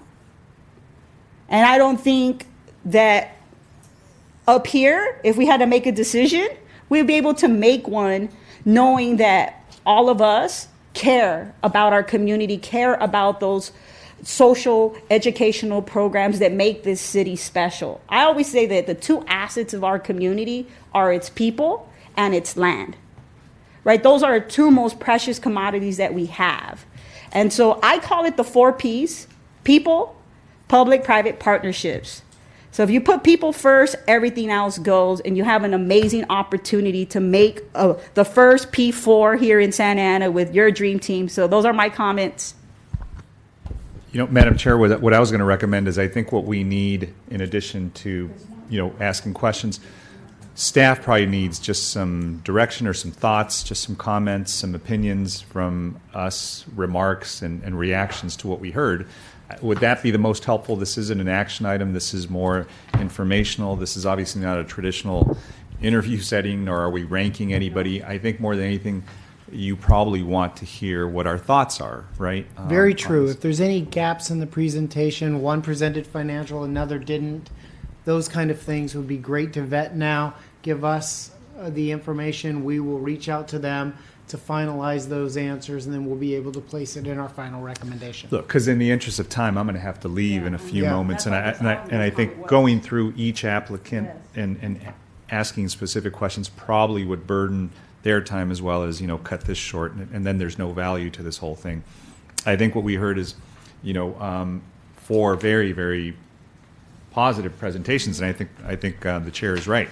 I think if there was some way, galactically, that we could have everybody, come and, have some element and have an iteration where everybody has a role in this, it would be great. That's probably difficult. There's probably some challenges there to doing that, but I certainly think that these are very impressive presentations. They're all very unique. They all address a need that's very vital, so it's hard to, even in my mind, say one is superior to the other. They're just different, right? And I think in each one of their wheelhouses, they're probably exceptional. I guess I'm just so disappointed with what happened with St. Joseph. It just really, really disappointed me because we believed in that presentation. When we received that presentation of a wellness center that was going to be jointly operated so the public could use it, and it just sounded great because it was a great community benefit. And the principles for me that drove my decision on that were the needs, were the community benefits available, the capitalization, the finances that they were able to provide, and jobs, right? And so it all seemed to work, and it sounded great, but I remember somebody telling me, look, you're working with a nonprofit. It's not really the hospital. And so when I realized that, you realize how important the financing is to this. And so it could be a great idea and concept. We could see, great renderings and beautiful expectations and photographs, but in the end, can you make it pencil out? Can you do this in the timeline that we've set out for you, and that you've set for yourself? And that's really what's been guiding me more than anything. So to the extent staff really digs in on the pro formas, I mean, to me, that is probably, if you can't make that baseline, answer and provide, some information that's going to satisfy you, I just think we can't move forward to the next step. So hopefully that's a threshold milestone that, they're able, whoever goes forward is able to meet. And I think, I hope my remarks are not considered harsh because I've always, I think all of us have always championed, helping our community. But I think at some point we also realize Santa Ana is a government center, and we have to balance that as well. And I think Michelle said it well when she says a lot of our property is just not taxed, and we provide services, but we don't generate revenue for our residents to provide them services, and that's not fair to them ultimately. So we have to balance that. And I think as you mature as a council member and you go through years and years of wanting to do the right thing, you realize, well, maybe you've been going about this the wrong way. And my hope is that other cities in the county are going to replicate what we've done in some small way, and we can do what they do, which is, they're completely involved in, private endeavors and, generating revenue for their residents. And we've, I think, been behind that 8 ball. So I am trying to be subtle. I'm trying to be as diplomatic as I can, but at the same time, I also think that, our needs are so overwhelming that we could do 20, YMCA projects that are going to help and still not address the needs. So at some point we have to start providing some revenue for us to provide baseline services to our residents. So, thank you. I'm curious with regard to the RFP that went out, and then as the rating process, the rating system, did we identify what priorities, top priorities, and/or I'm curious how we're doing the financing, for example, that my colleagues referenced. Is that part of what's being considered? Is it? There is a financial section in the financial feasibility section of the rating criteria that was placed in the RFP, and we are using that same rating system. Okay, so this element, which is a good point, because we've seen where in the past a seemingly positive, good project ended up not being able to come to fruition because of financing. That is, you're seeking some of those answers to some of those questions as part of the process. It's been ongoing. The original proposals that were received had some gaps in them, so we reached out to each developer in a letter, filling in the gaps of each of the proposals, so we then would have apples to apples comparison, and we're almost there. Okay. I think what I would like to do is I want to process a bit. As was mentioned, we have a lot of all four are project proposals. I don't see any of them that where I would say, man, I really hope that one's not the one that moves forward, because for whatever reason, all of these have merit. They bring something unique to the table. I jotted down a couple things. I know we're looking at having a bringing before councils within the next month or so. What I would like to do is be able to process this some, see what any additional thoughts, questions that I might have, and then circle back around with staff. And I don't know if my colleagues here might choose to do the same, so that I can make sure that any of the questions that I have or that might come up, as I'm thinking about this tonight or tomorrow, that I can address to staff, and then provide my feedback there, just in the interest of time as well. Some of what I would like to do. Only thing that I would ask, and I'll send my questions, is to how do we intersect finance, public works, planning, and your department all together to look at the holistic picture. Because I don't think we tend to do that. And when we're looking at the financial impacts, the infrastructure, when you do that analysis and the cost of these developments, obviously down the pipeline, there are costs that the city incurs. It's always great within a development. You first do a development, you get all this one-time money, and it's fantastic. Oh my God, I'm giving $11 million. Yeah, but 20 years down the road, right, who's maintaining the roads, the sewers, the water infrastructure, right? And so there's a cost to that.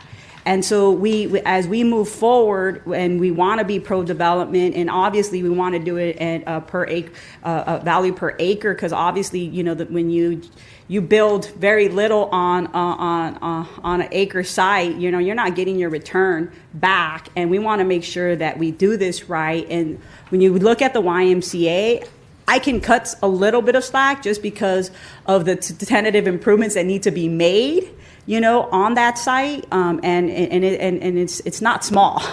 It's pretty big, that gap that they need to fill, because it's on the national registry. They have to keep the facade.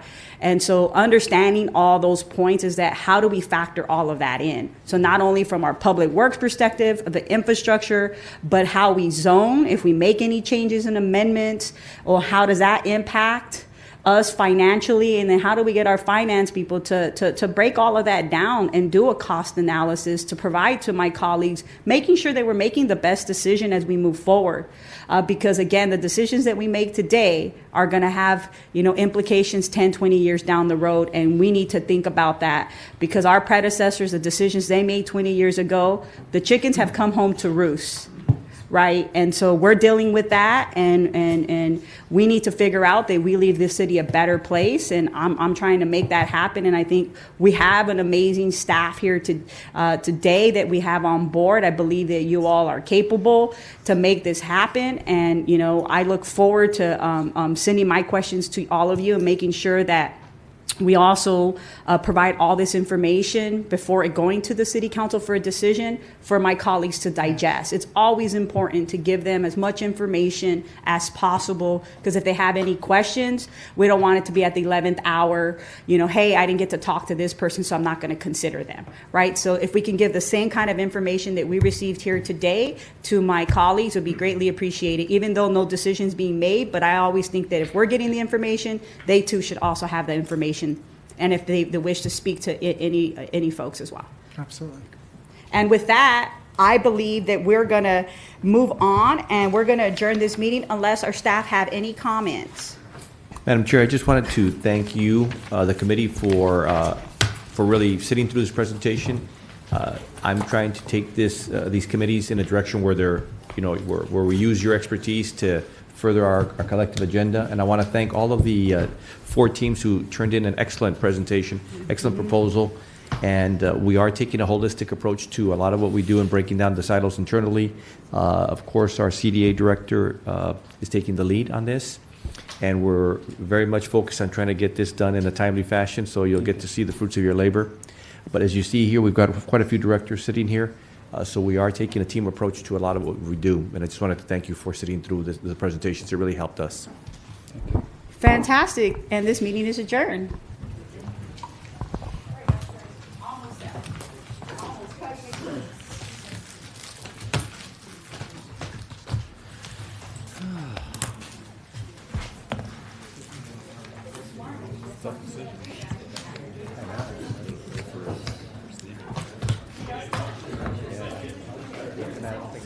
It'll be interesting to see if they adjust their proposals.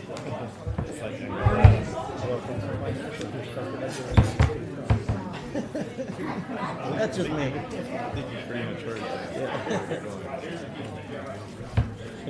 Very much for